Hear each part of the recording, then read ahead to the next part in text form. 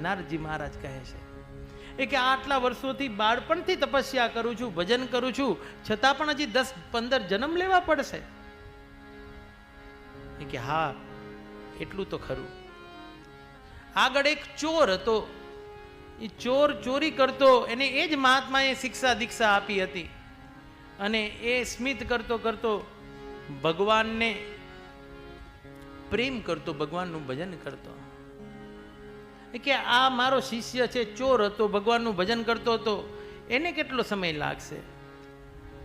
કે એને બસ 2-5 જન્મમાં હવે તૈયારી છે.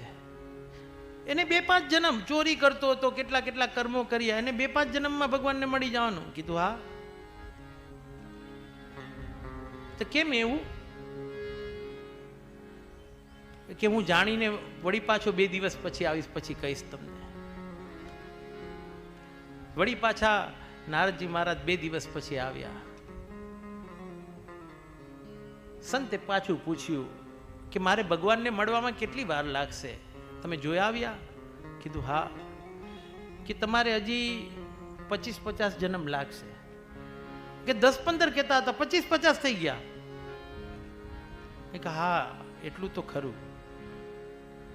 એ કે મારા શિષ્યને એ કે આ જ જન્મમાં ભગવાનને પામી લેવાનો. કે એવું કેમ? એવું એટલા માટે કેમ કે તમારી અનહદ કૃપા એની ઉપર છે, અને એને ભગવાનનું ભજન કર્યું છે.